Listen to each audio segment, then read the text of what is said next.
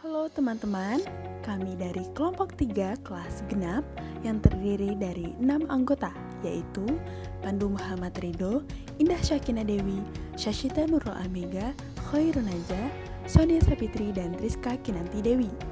Pada kesempatan kali ini, kami akan membahas mengenai konfigurasi jaringan supply chain. Kami akan menjelaskan 4 topik bahasan. Yang pertama, apa sih pengertian konfigurasi jaringan supply chain? Yang kedua, bagaimana trade-off dalam rancang jaringan supply chain? Ketiga, apa saja faktor-faktor yang dapat mempengaruhi jaringan supply chain? Dan yang terakhir, model-model apa saja yang digunakan untuk merancang jaringan supply chain? So, stay tune semuanya. Pengertian jaringan supply chain. Konfigurasi jaringan supply chain merupakan satu kegiatan strategis yang harus dilakukan pada supply chain management dan mencakup keputusan tentang lokasi, jumlah, serta kapasitas fasilitas produksi dan distribusi dalam suatu supply chain. Tujuan dari keberadaan jaringan supply chain adalah untuk memenuhi kebutuhan pelanggan yang dapat berubah secara dinamis dari waktu ke waktu.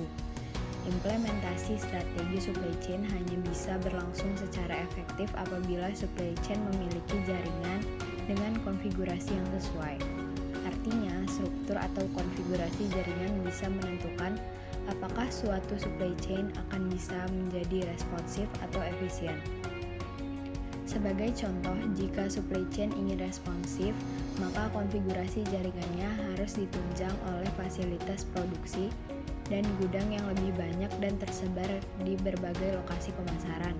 Sebaliknya, suatu supply chain akan efisien apabila jaringan yang ada relatif tersentralisasi dengan fasilitas yang lebih sedikit.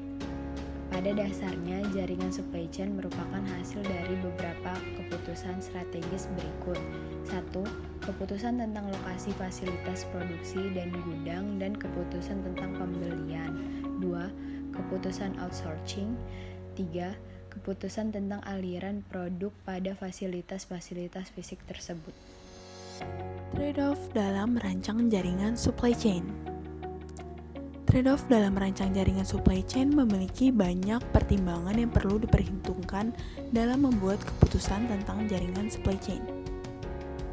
Pertimbangan strategi supply chain dan pertimbangan lingkungan bisnis sama-sama penting dalam mengambil keputusan.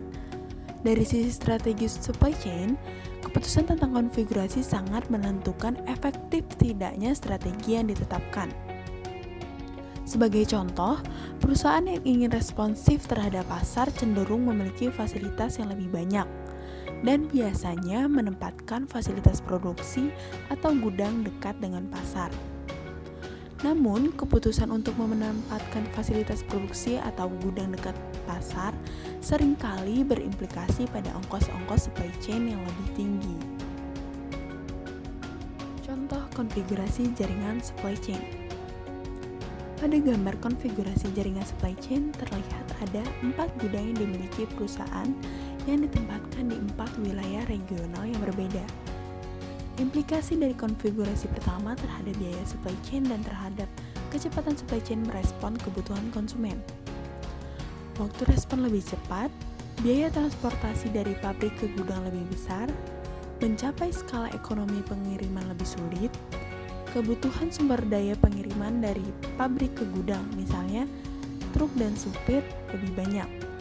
Biaya-biaya tetap yang berkaitan dengan fasilitas gudang lebih besar. Biaya persediaan lebih tinggi karena tiap gudang akan memiliki stok sendiri, baik cycle stock maupun safety stock. Pada gambar konfigurasi jaringan supply chain 2 terdapat perampingan struktur supply chain di mana jumlah gudangnya dikurangi menjadi 2. Implikasi dari konfigurasi 2 terhadap biaya supply chain dan terhadap kecepatan supply chain merespon kebutuhan konsumen.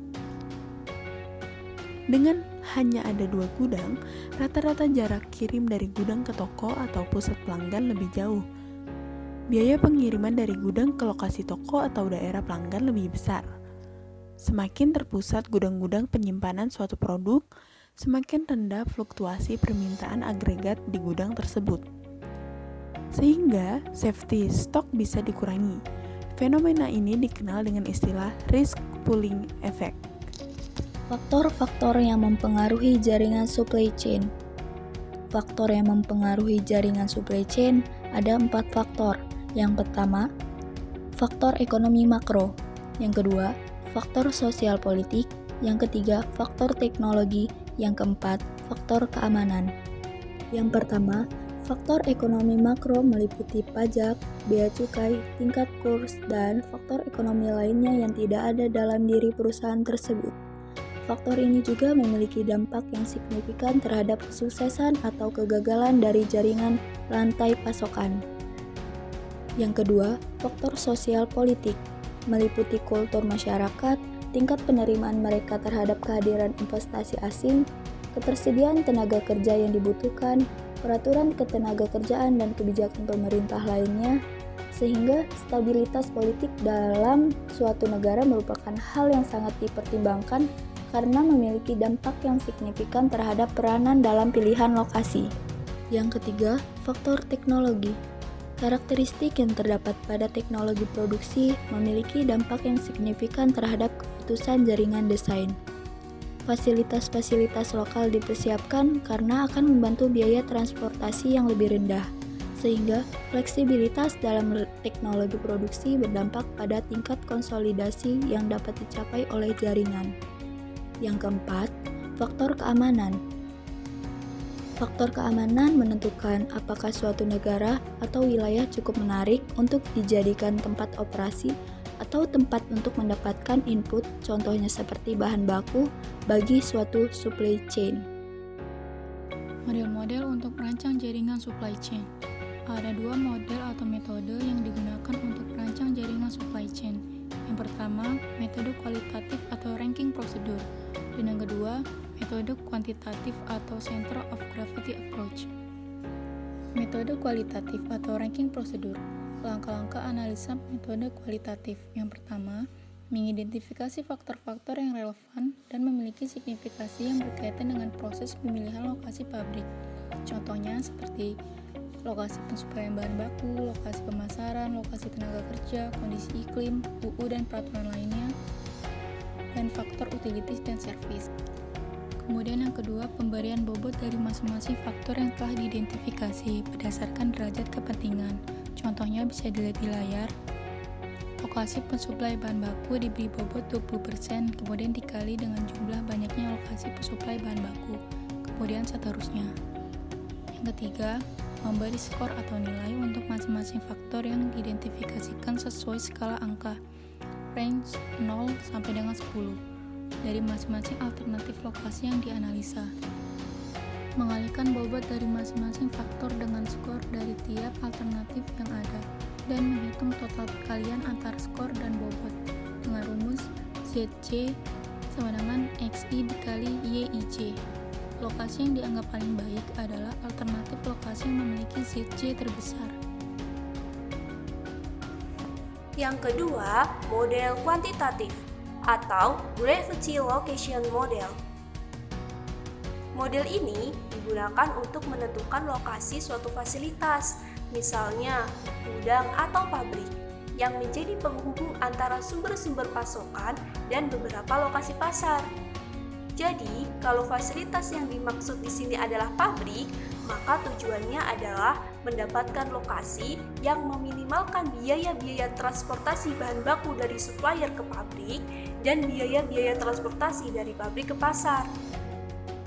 Logika yang sama bisa digunakan bila fasilitas yang dimaksud tadi adalah gudang yang menjadi penyangga antara beberapa pabrik yang memproduksi barang tersebut dan beberapa lokasi pasar di mana produk-produk tersebut akan didistribusikan. Asumsi yang digunakan yaitu ongkos-ongkos transportasi diasumsikan naik sebanding dengan volume yang dipindahkan. Kedua, baik sumber-sumber pasokan maupun pasar bisa ditentukan lokasinya pada suatu peta dengan koordinat X dan Y yang jelas. Jadi, beberapa data yang diperlukan dalam model ini adalah ongkos transportasi per unit, beban per unit jarak dari semua posisi pasokan ke kandidat lokasi fasilitas dan dari kandidat lokasi fasilitas tersebut ke semua lokasi pasar, volume yang akan dipindahkan, serta koordinat lokasi pasokan maupun lokasi pasar. Oke teman-teman, itulah beberapa penjelasan dari kami. Semoga bermanfaat untuk kita semua. Terima kasih atas perhatiannya. Do you have any questions?